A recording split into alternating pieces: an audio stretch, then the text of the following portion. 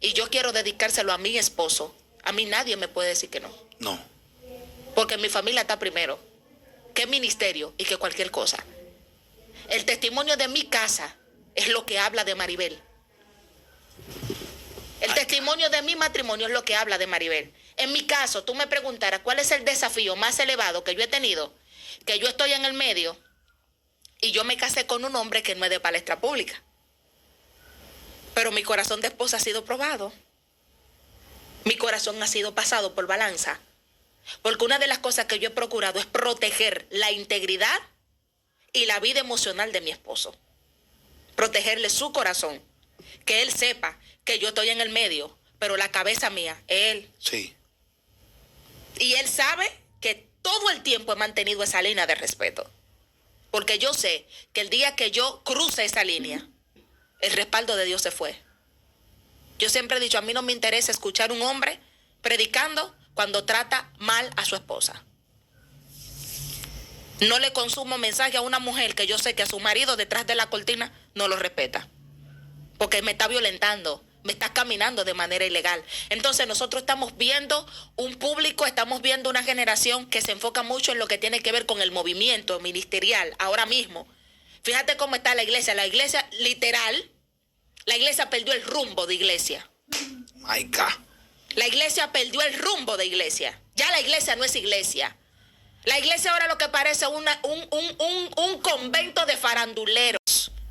De gente buscando cuál es la falla tuya para investigar el chisme, para producir contenido, porque YouTube y todas las plataformas no son el problema. Ellos no son el problema. YouTube no es el problema. YouTube es una empresa que si tú la sabes aprovechar, tú le llegas a muchísimas personas. ¿Cuánta gente no ha sido restaurado por un mensaje de YouTube? El problema no lo tiene YouTube, el problema lo tienen los creadores de contenido. Dios mío. Entre las plataformas de chisme de manera secular y de muchos cristianos, no hay ninguna diferencia. Se acabó el pasto. No hay revelación. Ya Dios dejó de revelar. No hay interpretación bíblica. Okay. Que hay que subirse en una plataforma, acabar con alguien, pásese viral en las redes sociales. Entonces, todo eso cabe dentro del renglón del maltrato. Todo eso cabe dentro del concepto de maltrato detrás de la cortina. Que yo sé que Dios te cubra y te guarde. Venancio cayó. Entonces yo estoy buscando todos los detalles para yo salir a dar un contenido y crear dinero con la caída de un prójimo. No. Dios mío. No, se le destruyó el matrimonio a fulano. Vamos a hacer una entrevista porque hay un corredero. Sí. Que cada vez que hay un chisme, vamos a hacer una...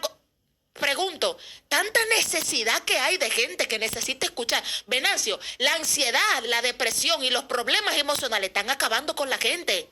La gente necesita escuchar una palabra de aliento. La gente necesita que se le diga, Dios puede sacarte de ahí. Dios mío. La gente necesita que le digan, hay esperanza. Yo conozco un Dios que te saca del pozo de la desesperación, pero nadie quiere hablar de eso porque eso no produce dinero. Eso no produce dinero. Vamos a despotricar a fulana porque se divorció, pero nadie conoce lo que ella tuvo que pasar detrás de la cortina. Vamos a acabar el ministro de tal porque se divorció, pero nadie conoce lo que pasó detrás de la cortina. Los niveles de deshonra, el maltrato psicológico, las palabras humillantes, el abuso financiero, vuelvo y lo repito. Ministros que por engancharse a tiempo completo se olvidaron de que son proveedores de su casa y quieren vivir del cuento del ministerio y no trabajan. Pero tú tienes una mujer y tú tienes hijos que tú tienes que mantenerlo. Si tú no reunías condiciones y tú no tenías pantalones para ser un hombre, tú lo que tenías era que quedarte fuera del matrimonio. Dios mío.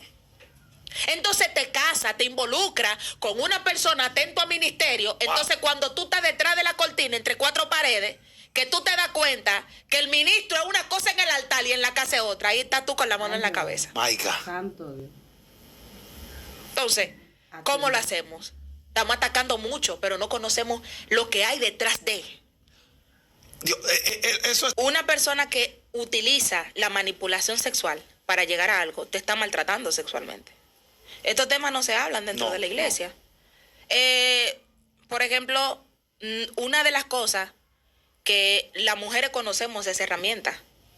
Si tú le quieres golpear el ego a un hombre, atácalo por su sexualidad, atácalo por su hombría. Y hay mujeres que hacen eso. Me voy a negar hasta que tú respondas a lo que yo estoy diciendo. O traumatizan a un hombre diciéndole, tú no eres lo suficientemente hombre. Hay alguna palabra que no la voy a decir, Marcos. Tú no eres lo suficientemente hombre, tú no me completas, tú no me complementas, yo no me siento plena contigo. Y toman ese tipo de excusa inclusive para la infidelidad.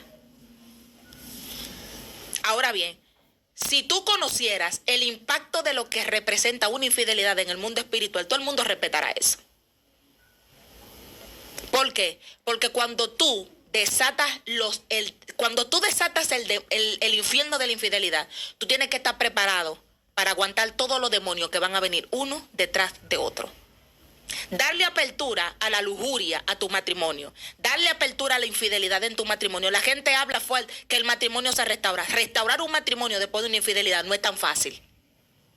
Es muy fácil decirlo, pero no es tan fácil. Porque cuando tú le eres fiel a una mujer, tú le estás diciendo, tú no me complementas, tú no tienes lo suficiente que yo necesito. Tú estás destruyendo la estima de esa mujer.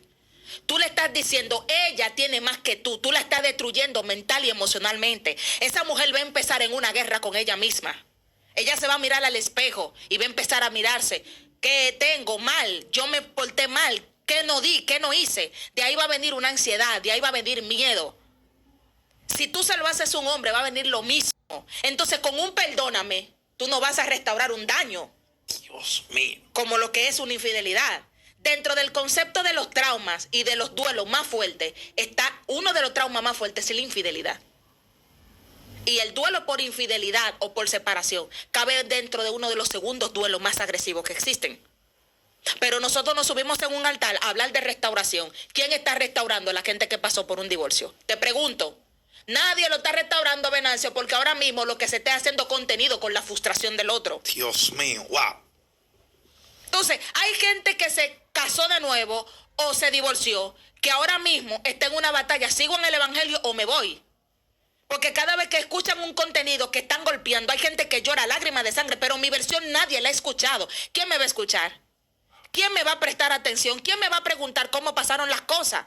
Porque es muy fácil condenar. Yo atendí un caso muy cercano a mí que fue con mi sangre. Y yo en una tarde similar a esta, yo estaba en mi casa. Yo tengo algo que yo soy muy sensible a lo espiritual. Eso es algo que tiene que ver con mi llamado desde pequeña. Soy sensible a lo espiritual. Y he tenido experiencia de escuchar cosas, oler cosas, que si yo la digo van a decir, esa tipa se está volviendo loca. Y yo estando en mi casa, un espíritu de suicidio visitó a una persona cercana a mí. Y yo estaba en mi casa y yo empecé a llorar por ella y a gemir. Y yo dije, ¿por qué ella me llega? Oye, yo empecé a llorar. Y yo dije, Señor, ten misericordia. Y yo empecé a reprender. A mí me cubrió un escalofrío. Y dije yo, Jehová de los ejércitos. A esa hora estaba ella planeando suicidarse. My God. Porque me dijo, si me divorcio no me va a entender nadie. Yo prefiero acabar con esto. Y yo sé que hay gente que me está escuchando que está en la misma situación. Chama. Si yo acabo con esto ahora, ya yo me libro de que me juzguen, de que me condenen, porque nadie sabe lo que yo estoy viviendo. Tú sabes lo que tú tener una persona cerca que está inclusive utilizando la Biblia. Si tú me dejas, tú sabes que tú estás mal para manipularte, pero mientras te hace la vida un infierno. Ay, Padre. Para controlarte, pero te está haciendo la vida un infierno porque está tomando un texto diciéndote un solo matrimonio, entonces yo voy a hacer lo que yo quiera. Y yo voy a ser el único que va a ser tu esposo, la única que va a ser tu esposa. Entonces tú me estás diciendo a mí que una persona que se va, que empieza a vivir una vida de promiscuidad, un hombre que se está acostando con todo el mundo, como están estas enfermedades venéreas, Sí. una mujer seria de su casa,